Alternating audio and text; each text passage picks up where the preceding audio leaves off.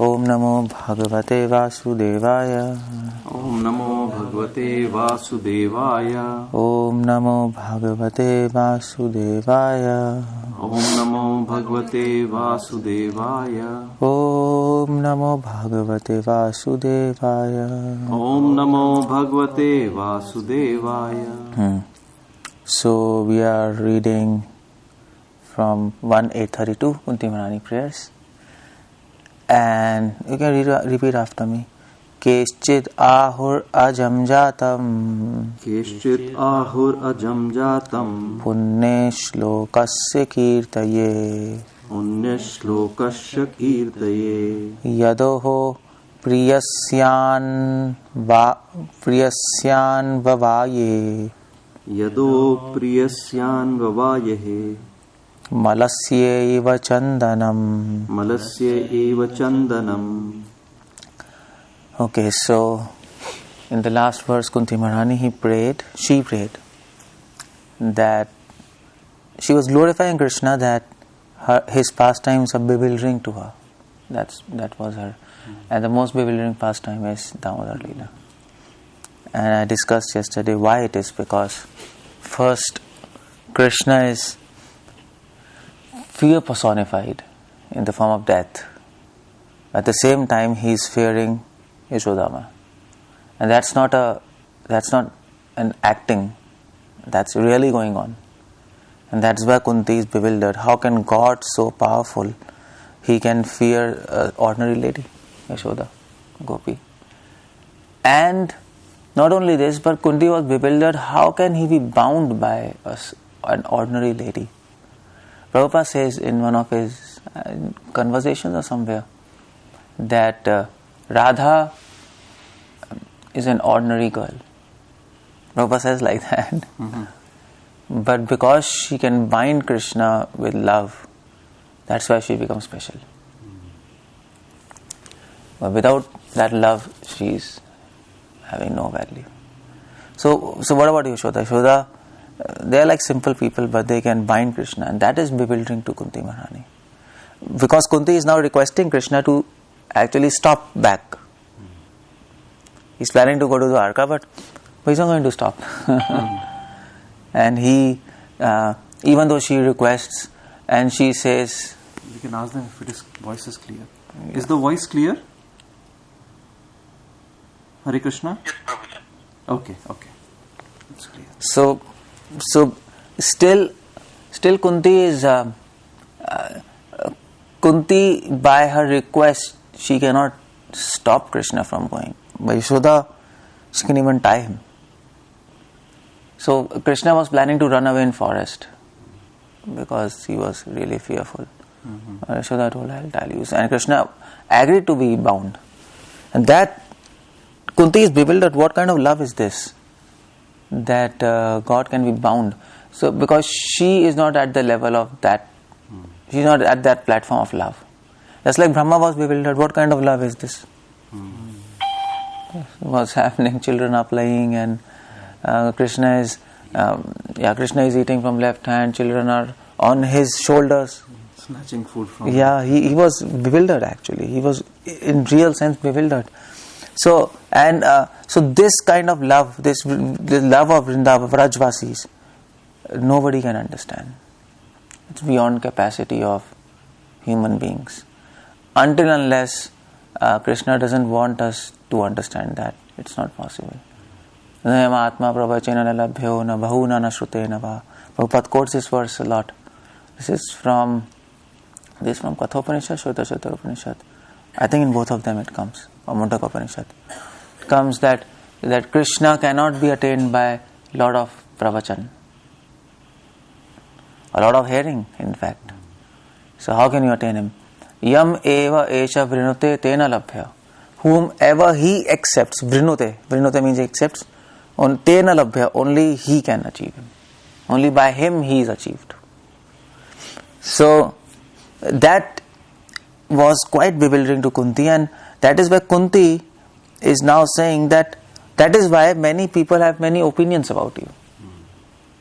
Because they are bewildered what's happening. So different people, rishis, have different opinions about your activities, about your birth. So she is giving different opinions. Why he takes birth in this material world? To bewilder people? Of course, no. So what's his agenda? She gives in 2-3 verses his agendas. Keschit ahu rajan jatam. Keschit ahu. Keschit means some people. Kaschit. So some people. Kaschit shanam api. Some people say ajam jatam, that unborn is born. Ajam means unborn. Jatam means born. Unborn is born. Why? Punya shlokasya kirtai. So why? So that one reason is so that punya shlokasya kirtai, so that people can glorify him. Now punya shlokasya means punya here means devotion, not ordinary pious activity. पुण्य श्लोक से पुण्य श्लोकों के कीर्तन के द्वारा, that's Hindi. So through the songs of devotion, people can glorify him. That's why he comes, to accept glorification from people, because he knows that if people glorify him, they'll be happy. So it was just like Christ used to say to everybody, surrender to me. He used to surrender. Because God has promised me, anybody who surrenders to me, he'll be liberated. So therefore he used to say, it was not out of pride. It seems like that, but it's not like that. So Krishna is not saying out of pride that I'll come and people will glorify him. It's not that kind of thing. It is because he knows that if we glorify him, we'll be happy. That's all. So just like parents sometimes ask their children, no, okay, touch the feet. You should get up in the morning, touch our feet. So it's not that parents are boasting around. They know that children will learn, they will improve if they do that. No? So similarly, Krishna is there. Punya shlokasya kirtai. Krishna, so there's one song by Vallabhacharya, Krishna Ashtakam, very famous. And he starts that song by Bhakta Abhilashi Charitra Anukarana. That he acts, whatever his actions are there, that are only to fulfill desires of devotees, nothing else. So why he's playing in Vrindavan? Because his friends want to play with him. In himself he doesn't need to do anything, he's Atma Ram, no? Or why he's doing Ras Leela? Because gopis wants to dance with him. Otherwise, Chardika Upanishad says he's brahmachari. Yes. No? Because he doesn't want. And that is why it is said in Dharma Shastras, if the wife wants progeny, and if husband is not interested, but out of sense of duty he gives her progeny, he is to be understood as brahmachari. He is not grahastha. So the idea is sankalp. What is a sankalp? So if action is proceeding from your sankalp, you are responsible. If action is proceeding from somebody else's sankalp, they are responsible. Yes. Just like in America, somebody told me, if you go on the road, suppose I'm walking on the road, and if somebody like crashes me, then he has to pay my insurance. Yes. I don't need it is his sankalp, no? It was not my fault. It is his fault. So that's one of the ideas. Punya shloka se Krishna wants that people should glorify him. It is not his sankalp. It is not his desire that people should glorify him. He's the humblest of humble. Doesn't want. If he wanted that people should glorify him, then he would have just be here now and doing his propaganda, canvassing himself, no? But he doesn't. In fact, he is hiding himself as Paramatma. He is doing everything, but nevertheless he doesn't do any propaganda. Every second I am helping you in seeing, in speaking, in doing, and whatever people are achieving, Napoleon, Hitler, he could have said, I have given you power. But nevertheless he hides himself because it is said Krishna is very shy. His nature is shy. And that is one of the reasons he doesn't come in, he doesn't actually manifest himself in front of non-devotees. It's like shy people do not know. Just like we were asking yesterday Prahlad to sing. Right. He said, no, I'll not sing. Although he knows, but he doesn't want. So that is also one aspect. Why doesn't Krishna reveal himself to non-devotees? There are many reasons. For the benefit also, he doesn't reveal, because if you reveal yourself to those people who are not qualified, they will have no, no value. But at the same time, as far as nature is concerned, he's shy. He doesn't want to interact with non-devotees. He feels odd. With devotees, you feel comfortable, no? We also. So, but he also wants that people should glorify him. Otherwise, how will they get benefit? So for that, he comes in this material world. He does pastimes so that people can remember those pastimes and then always glorify him. That is why Punya Shlokasya Kirte. It is not his desire to be glorified, but for the betterment of people, for giving pleasure to devotees. Paritranaya sadhunam. He comes here. Paritranaya sadhunam means. So what that means? Paritranaya sadhunam vinashaya duskritam. Vinashaya duskritam is easy. What is Paritranaya sadhunam? What that means? To assist the sadhus, for the pleasure of the sadhus. Okay, paritran means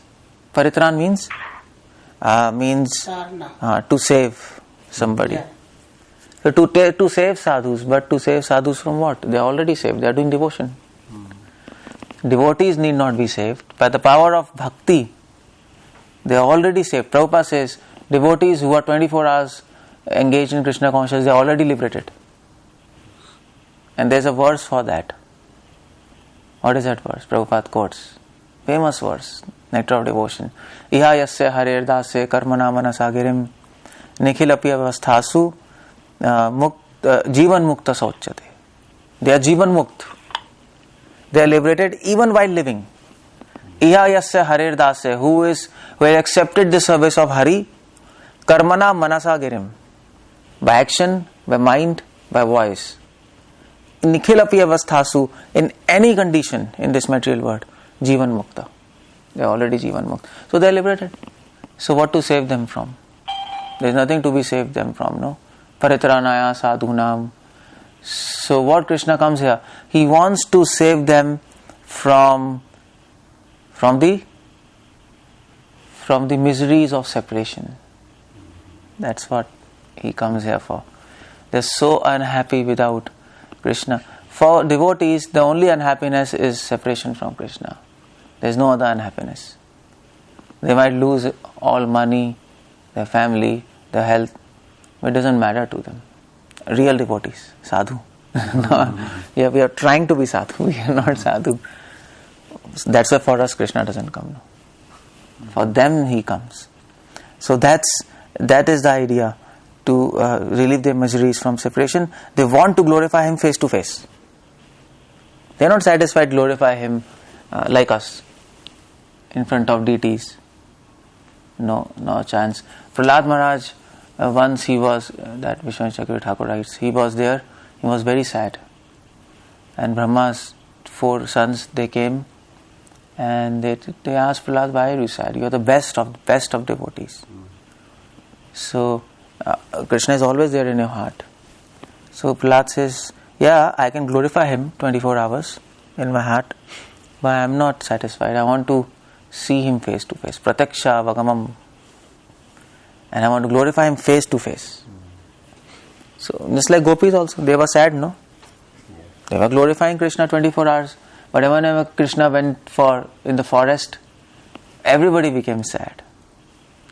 Although they can chant his names and relieve their separation by chanting names, but when a devotee feels separation, he can chant names and he feels relieved because he remembers God. But then as he continues to chant, he becomes more distressed than before. Because when you remember him, When they start remembering him, slowly distress comes down. But when they remember him more, desire to meet him becomes strong then. That is why the what it is said, Krishna Consciousness Swami says, the ways of love cannot be understood by ordinary mortals. So, when you chant, you feel bliss, and your distress reduces. But if you keep on chanting, you'll become super distressed. I want to meet them. That is why they are waiting in the evening for Krishna to come, no? And when he comes, when they see him, then they are happy. Like that. So, that's this word, Punne Shlokasya Kirtaye. He comes. The idea that devotees should glorify him, the idea behind that is that their distress of separation reduces. That is why he comes. You understand? It's not just, you make a song and it's not like that. Idea is they are suffering from separation and Krishna cannot see that. And he comes, for your pleasure, I have come here. So that's why, that's the idea which Sukadeva Goswami is saying, Yadoho priyasya anbhavya. He came, Prabhupada says, he is born to please King Yadu, one of your dearest devotee. And people who are born in Yadu family, Dwarkavasi. See, that concept is coming. The idea behind glorification is to please them. They will be pleased. Malasyeva Chandanam. And this example is given. So just like sandalwood appears in Malay Hill. You know Malay Hill? Where is that? Malaysia. Malaysia, that part. There are some hills. You cannot see them because they are in different dimension. And many rishis stay there. And it's made of sandalwood. And the Malay Hill is made of sandalwood? Yeah, full hill. The hill itself or the trees of sandalwood? Full hill. Okay. It's probably there might be trees, many trees of sandalwood. Yeah. So it is there, and in the morning, it is said the air comes from that side. In the entire world, it touches that place. So that is why it is cool. Air which touches sandalwood, it becomes cool, no? And that is why it is pure, because many rishis are sitting there meditating, and it touches them and come. So they are in which form? The rishis, they are not in human form? No, they are in human form, but nobody can see them. Oh. It's subtle. That is why morning time is pure. It is not just fresh, it is pure also. People like to say it's fresh, but there's purity in that. So if you chant, your mind will be more involved in chanting. So when we say morning, it is Brahma Muhurta. Yeah, Brahma Muhurta.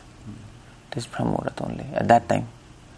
1.5 hours before sunrise. Yeah, before sunrise.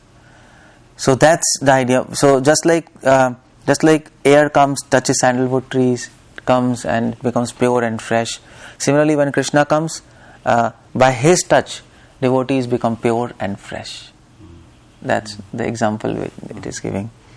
So he comes for them. So these are some people say like that. Some others say apare. Apare means some others says why Krishna is born. Vasudevasya devakyam yachito abhigyat. Others say since Vasudeva and Devaki prayed for you, you have taken birth as a son. So the idea is he came also to please Vasudeva and Devaki. They were praying for a son in last lives, no? Prishni and Sutapa. They prayed. So Krishna comes as a son. The underlying idea is to please devotees. That's all. That's his job. And that should be our job also. To please devotees and Krishna, just like he is pleasing devotees. So, like father, like sons. Then Krishna will like us. And ajastvamasya shemaya. Others say that you are unborn, but you take birth for the welfare of people and to kill those who are envious of demigods. Vadhaya cha suradusham. This is Gita. Paritranaya sadhunam vinashaya cha dushkritam dharma samstapnarthaya sambhavim yogi. So Kunti says all three reasons. Paritranaya sadhunam, to please Yadus, Dwarkavasi, Vrishnis, Mathuravasi, Devki, Vasudev, Vrajvasis, and Vinashaya Duskritam, to kill the wicked souls, Badh. And also Shemaya. Shemaya means shame. You know this word shame? You know this famous Yoga Kshema Vahamim, LIC. And they have used this. No? So shame means to maintain. To maintain. So yoga means to give what they lack, and Shema means to maintain what they have. Shame. So Shemaya, for the welfare of devotees, to help them. So that's why he comes. So these are three reasons why Krishna appears in this age. But what is the topmost reason? So Prabhupada says, it's not just the welfare, it's not killing demons, that he can do anyway. But topmost reason is to relieve the distress of devotees. But that nobody can do. Narad Muni can do anything. All big devotees. They can kill Ravan. These are like small people. Sita could have killed Ravan. No, it is said, by just one blade of grass. So then why Ram has come? But Sita cannot relieve distress of devotees. Because they want to see Ram. So Ram comes only for his devotees. Krishna comes for his devotees. He has nothing to do with non-devotees. But that's a side effect. He says, well, I am coming, so let me do other things also. Fine, let us do other things. I have to get bored of. So that's the idea. He wants to enjoy. So he comes, he does one thing, and then he does many things to enjoy himself. And his enjoyment is automatically for the welfare of people. When he enjoys, everybody gets benefit.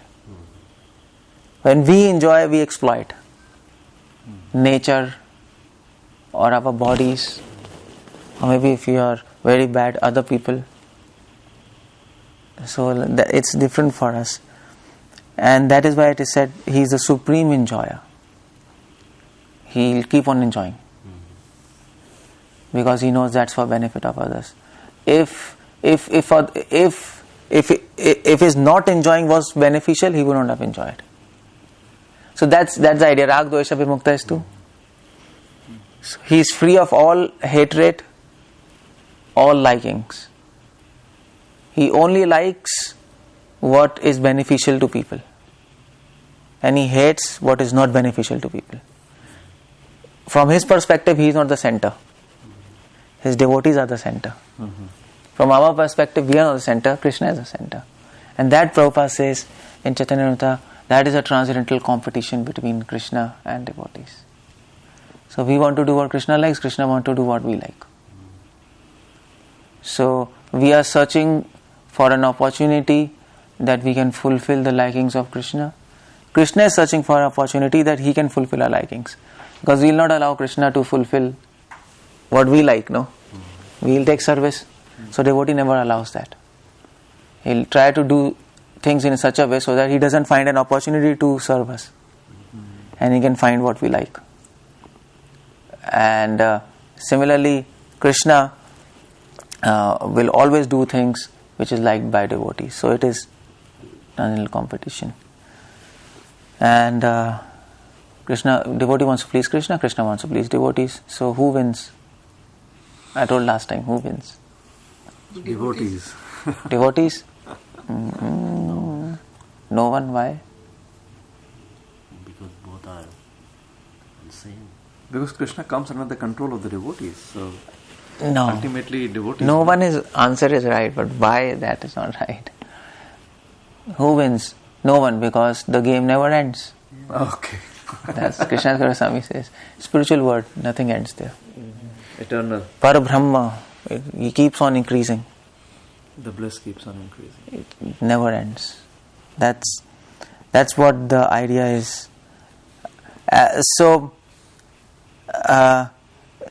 some people say, some others say, that you have come bhar avatar naya anya bhuvo navaivo dadahu, to relieve the burden of the earth. You come. This word is being overburdened like a boat at the sea, and is much aggrieved. And that Brahma, who is your son, prayed for you and you appear to diminish the trouble. So some people, so the idea is, we told that he comes for 3 reasons. Topmost reason is for his devotees. But he doesn't come until unless he is prayed for. That's a very important idea. And Prabhupada says here that prayers are important to allow, he has his reasons to come, but somebody has to pray to him. Otherwise he will not come. Just like Mahaprabhu's Leela. Advaitacharya prayed, no? So he came. So for Krishna Leela, Brahmaji prayed. Because Mother Earth, she went to Brahma and both of them went, so they prayed.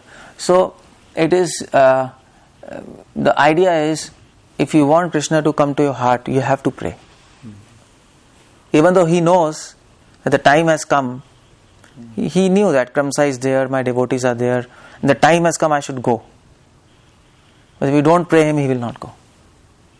He needs people to pray to him and then he'll go. Otherwise, the question is, even without prayers he could have come. But why it's like that? Why he waits for prayers? Why does he wait for prayer?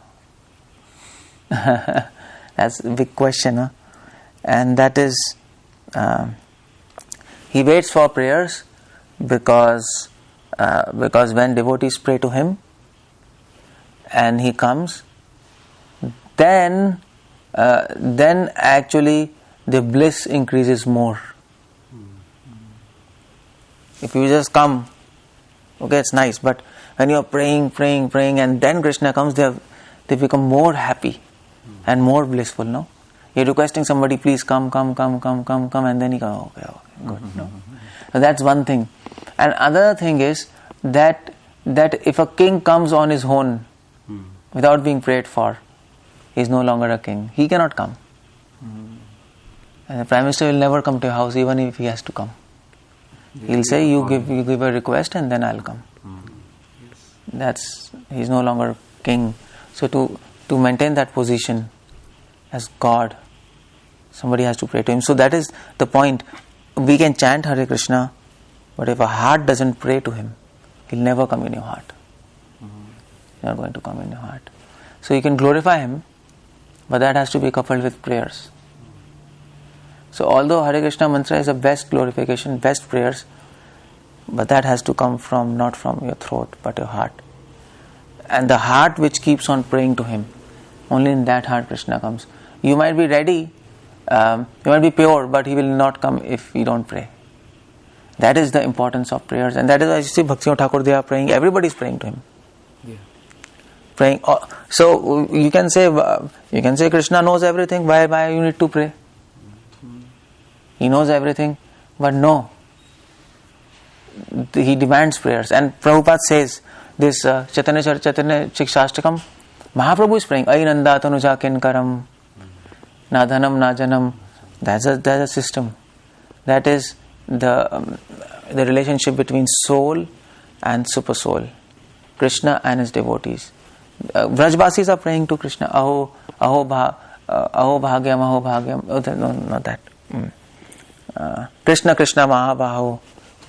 So when there was a forest fire, they prayed to him. Hey Krishna, where are you? You are Mahabaho. Please protect us. He could have protected. They were absolutely sure, no? He knows everything. He could have protected, but they prayed. Because prayer, if you pray to him, it gives pleasure to Krishna. It gives pleasure. For this devotee, prayer is an expression of seeking God. Is it? Prayer is an expression of feeling of longing for God. If you say, okay, fine, Krishna knows, he will come. He knows everything. But then this means you don't long for him. That eagerness to meet him, that's not there. Krishna jab bhajan karayenge tak kar. हाँ भाई ठीक है. So he will come at the appointed time. Fine, you have trust in him, but you don't have eagerness to meet him. So a person who is eager to meet him, he will pray. So a lover who loves his beloved or her beloved, they know that some time of the day you will meet together. Okay, fine. But still he will keep on calling. Or texting when you are meeting me, what's happening? So he'll say, have patience, anyway, appointed time is there. But he says, I can't wait. So that's the idea. Devotees cannot wait for Krishna to come. Although they are sure he will come, they have this trust, but they are extremely eager. And that is called mumukshu. Mumukshu? Mumukshu means eager for liberation. That eagerness has to be there. And that Rupa Goswami says, that is the only cost to attain Krishna. Eagerness. Desire. Yeah, desire to meet him. You can chant, you can do whatever, preaching or whatever. That's good. But the end of that is to have desire to meet him. Because by this you become purified. But if it doesn't happen like that, then whatever you're doing, it practically almost becomes waste because we don't attain what we want to attain now. So that's the idea there. Desire to meet him. And that desire to meet him allows your heart to pray. That allows your heart to pray. So in other words, if you're not praying, if your heart is not praying, it means you don't have desire to meet him. You might have got trust, faith, but desire to meet him is much higher than faith. That's important. So we should have the combination for everything. Yeah, otherwise it doesn't work. So somehow you have to get that desire to meet him. But how it comes? By praying. If you desire to meet him, you pray. If you pray, then automatically desire to meet him comes. So that is why it's important. If you cannot pray now, it is important to read these prayers. That is why we are reading, no? Okay, if you can't make your own prayers and offer to God, read prayers of devotees. And just by reading them and meditating upon them, you will also get desire to meet him. That's the idea. So, Jato hi atma bhavarartita. So Brahma prayed and you came. So that means one of the reason for his coming is devotees are extremely eager to meet him. To satisfy that eagerness, he comes. Krishna comes. To actually reciprocate with that eagerness. Prabhupada says, Krishna wants to reciprocate with that. If they are eager to meet him, Krishna says, okay, I am also eager to meet you. It's all the same, no? So, and yet others say that you appeared for the sake of rejuvenating the devotional service of hearing, remembering, worshipping, so that conditioned souls suffering from material pangs might take advantage and gain liberation. So some people say that this bhave asmin klishyamananam, people who are suffering in this material world, bhavsagar, to actually give them the opportunity to do shravan and kirtan and smaran so that they become pure. So all this comes in the bracket of paritranaya sadhuna, or maybe dharma samsapnarthaya. That is true dharma, no devotion. You were reading yesterday. So to establish the principles of devotion, which are the highest religious principles, dharma samsthapna, for that he comes. And that is Shravan Kirtan. Without his pastimes, what we'll hear, what we'll do Kirtan. There is no Shravan Kirtan without his pastimes, no. That is why it's very difficult for Christians and Muslims to actually advance, because they don't have any form pastimes. They just sing the glory. Yeah, they have just limited names of God, and they can just speculate. He's merciful, but how he's merciful, nobody knows. He's beautiful, but how he's beautiful, that you can't figure out. So what they do is, so when it is said Allah is beautiful, how do they understand that? When Allah is, okay, He's, so when Allah is Al-Rahman, He's compassionate, that they can understand by, that they can understand compassion because He saved many saints. Saints are in trouble and He saves them, okay, He's compassionate. But He's beautiful. How do they understand that word? Most of them consider God to be an old man. No, but not Islam. Islamic, no? Christianity, I believe. Christianity, Islam says God cannot be casted into any image of man. That's kafir. So when Islamic people say it's beautiful, what they think? There's no form, nothing. So what they think is he's beautiful in his qualities. Okay. But then what are his qualities? His qualities are basically reduced to compassion. That's all. Handsome, no idea. No, he's very naughty. No, of course, no idea. So that's a very limited. They have glorification. They have Islamic people have 99 names of Allah. You know this, no? You don't know. When they chant their namaz, they chant 99 names of Allah. And it is said, anybody who knows the 100th name, he will be liberated. Oh, but is there 100 names? Nobody knows. Oh. But we know it's Krishna. It's a mystery for them. But we know. So that's the idea. So he comes to help. You see the nature of Krishna. Actually, Kunti is revealing his nature. It's not just he's saying something. The nature of Krishna, what is his nature? He's shy. He's always thinking of benefit of others. He's always thinking to give pleasure and not to take pleasure. So when you meditate on these qualities, you also attain all these qualities. Puta mat bhava magata. Bhagavatam says, anybody who meditates on me, he becomes like me. You don't become God, but you get all those qualities. No, you keep on thinking of somebody and you get all those qualities. So if you're really thinking about Krishna, you can't help becoming selfless. He is selfless. If you're really thinking of Krishna, you cannot help becoming compassionate.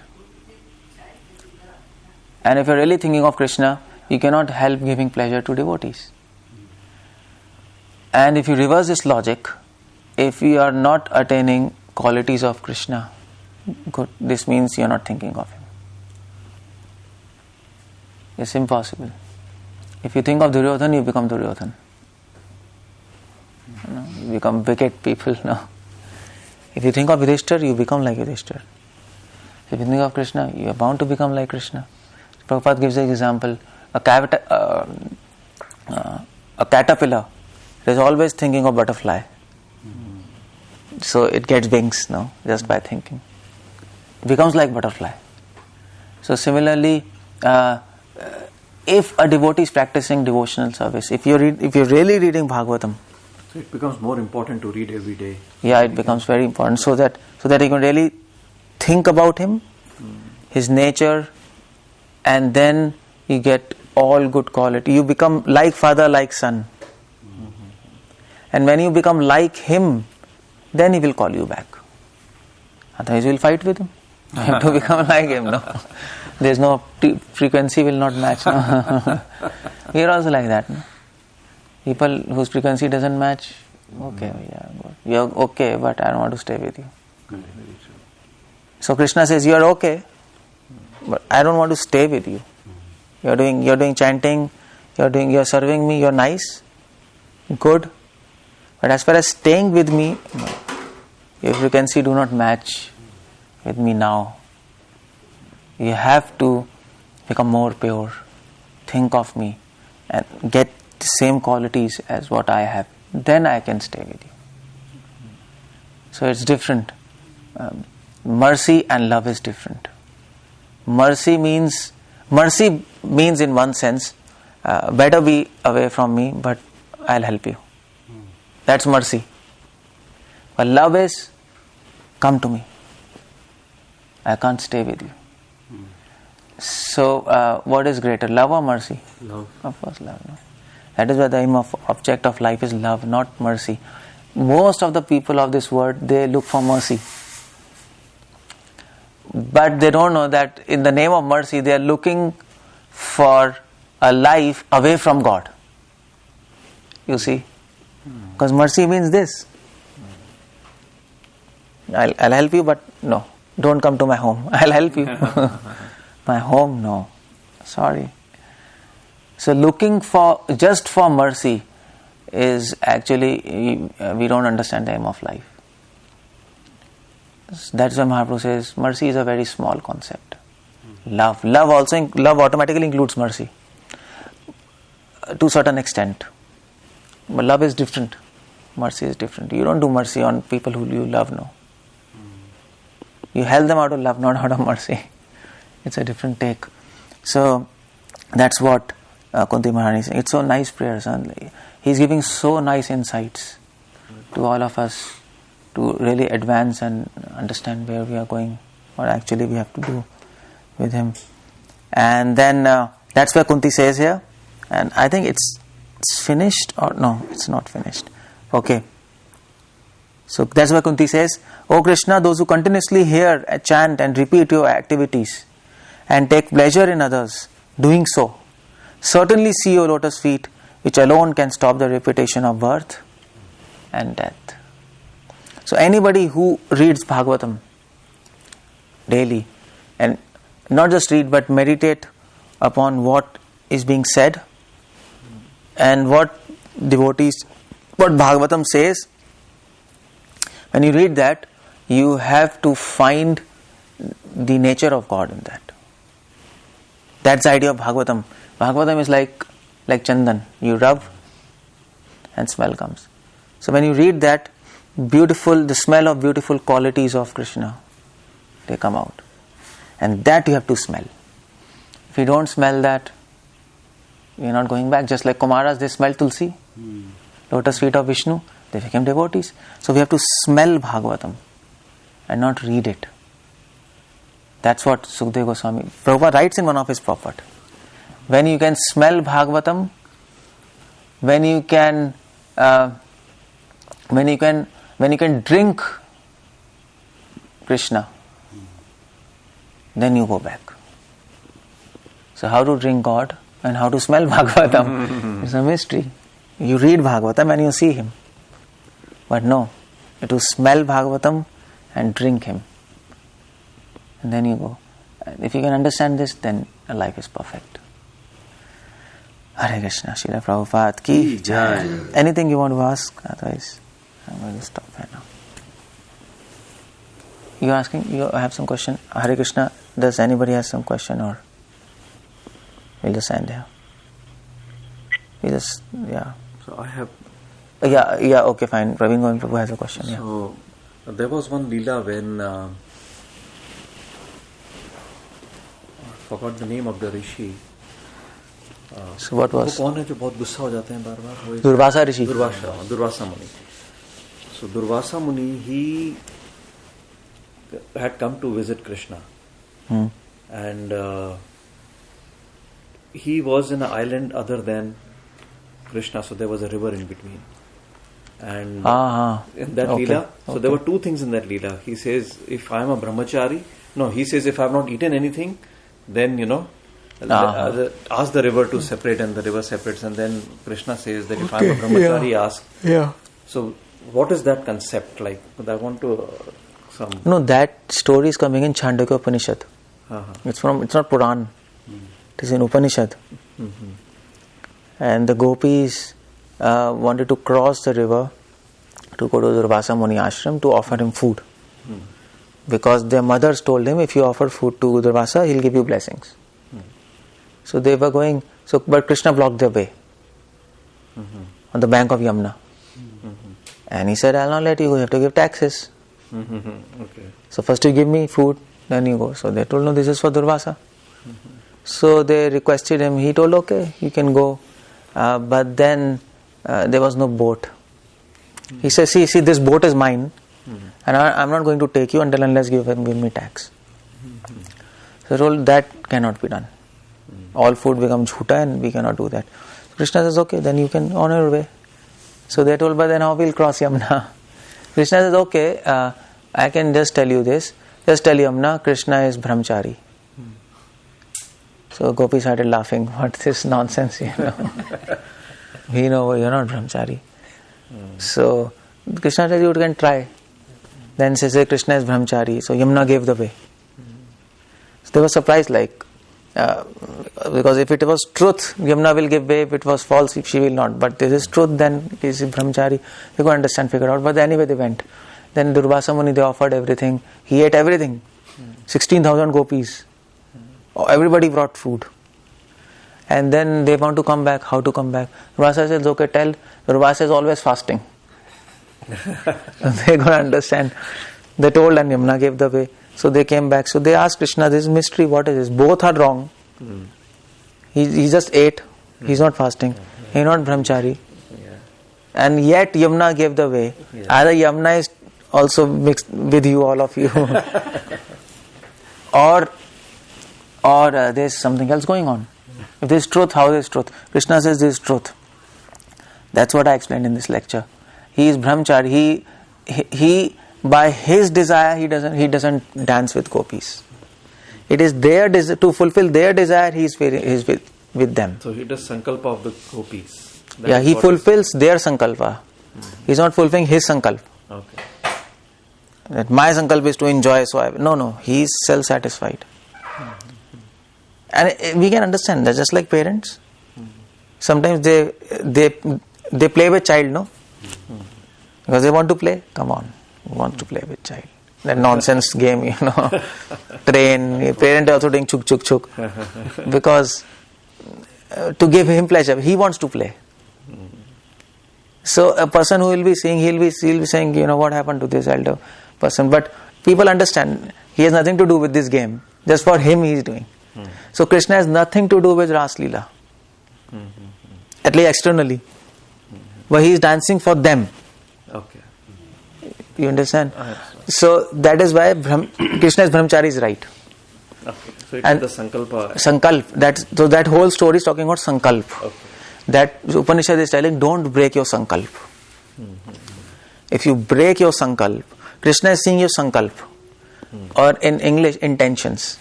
Okay. Prabhupada says, intentions is what Krishna is seeking. You might be cooking for devotees, but if intention is not good, no mercy. No mercy. If you're cooking... if there's a social function and there is a party and we have to go, somebody's marriage or so no problem. Like if you have to... If your intention is not to go, if you feel anyway it's time waste and we don't like, but nevertheless you have to go for social function. So it is their sankalpa. So you're going because they want, because not you want. And they want really badly that you should come. So you have to go. So then you are not bound in karmas. Okay. And that is Bhagavad Gita all about. That is why Krishna says, do all actions without asakti. No? Nirasakt hoke kaam karo. Kyun? Because if we do actions without attachment, then we are not involved. And attachment means intention. Intention. So our intention is not to cook for ourselves. It is to cook for Krishna. Our intention to eat that food, prasad, is not for ourselves. We are honoring that prasad, not eating. So our intention is to please him. So then you will not be bound. Then he is responsible. You are fulfilling his intention. Prabhupada gives example of that security border. So the commander says shoot, and they shoot. So are they punished? No. Because they are doing on the order. It is not their intention to shoot. They are just standing. It is intention of commander. So he is responsible. You have to shoot. So that's the trick. So better word than attachment is intention. Okay. So generally we say do things without attachment as a duty. But if you but no people can understand how to do without attachment. Yes, it's intention. It's actually, if you go behind that is intention. So do everything without a selfish intention. Swarth. Selfless. And how to be selfless intention? If you do for Krishna, if you understand his intention and do, you are saved. Because totally selfless you cannot become. It's impossible. Without putting in God you can't. That's the idea. And Durvasa Muni said, I am always fasting because his intention was not to eat. Although they brought offerings, he didn't want it to eat. But he nevertheless accepted because they were giving him. So although he is eating, he is not eating. Because he doesn't want to eat. Just like all these, so just like this Kashyap Muni and Diti. So Diti requested Kashyap Muni, okay, I want to have son from you. And Kashyap Muni told, this is evening time. We can't have son, this is a bad time to be together. And I am doing my spiritual practice, you are disturbing me. She told, no, I want a son now. Kashyap told, okay, I'll give you a son, but because it's bad time, you will get a bad son. And that is why Hiranyakashipu and Hiranyaksh were born. So Diti was involved in karmas, Kashyap was not involved. Because it was not his sankalp. He was just fulfilling desires of, he was forced to fulfill desire of Diti, so he's not involved. So that's the idea of duty. Yeah, this is a nice concept. So you have to keep track of your sankalp. So if suppose you are seeing, I'll give you a good example which you can relate. Suppose you are seeing, you are seeing internet. And sometimes there are bad pop-ups also, no? It's a really worse pop-ups. Many times. So you are seeing all those things and you cancel them. Every time it comes. So will your mind be affected by that? No. Right. But if those pop-ups are coming and you think, okay, let me click once. But then you cancel it. You'll be affected because your intention goes wrong. Your intention, at least once you thought, let me click. So your sankalp is broken. Okay. That I will not involve in all these things. Your sankalp, action is not broken, sankalp is broken. And when sankalp is broken, you are bound in karmas. So that's very important to keep us sankalp strong. And that is why it is said in scriptures, if your bone is fractured, and again if you rejoin the bone, you will not get 100% strength. You will never get, no? You will never get 100% strength. So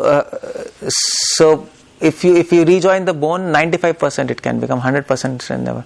So if your sankalp breaks even for a fraction of a second, even once, it will not come back 100%. And Garud Puran says, anybody who breaks his sankalp, he will not be able to achieve God. So that is why do everything according to sankalp of Krishna, not your sankalp.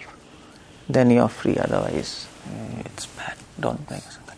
Okay, do you have any questions or? Hare Krishna. Are there any questions? Hare Krishna, Prabhuji. In this beginning of this verse that we are talking today, it said Keshchit, that someone, right, Prabhu? Yeah. Like my question is like how someone can glorify Krishna, only like realized person can glorify, right? No. That someone is so that someone is directed towards rishis. So someone out of realized saints. In that sense, out of all realized saints, some realized saints they praise like this, some realized saints they praise like this. Someone is not for general people. Okay, Prabhuji. Okay, Hare Krishna. Can you? Thank you for the wonderful class. Hare Krishna. So, Prabhuji, I've heard that Prabhupada said that there is a planet where pious Muslims dwell. I don't know if this is hearsay, I haven't read it. So, we know that meat eating is sinful. No. Pious Muslims. Can you hold? If you want to take prasadi, you are getting late. So pious Muslims. See, pious Muslims, they don't eat meat. That's what Prabhupada is mentioning. Yeah, because I have met many imams and many good Muslims. So Quran, although it gives a provision for eating meat, but Quran doesn't make meat eating compulsory. There is no surah means any verse in Quran which makes you under compulsion, puts you under compulsion to eat meat. It is optional. So good Muslims who are chanting names of Allah, they automatically, their heart becomes pure, they become merciful, compassionate, and by the blessings of Allah they come to this conclusion: we should not kill animals and eat meat. So those kind of Muslims. Oh, thank you, Prabhuji. Okay. And two other questions, but not related to the class. I don't know if you have Hare time Krishna. or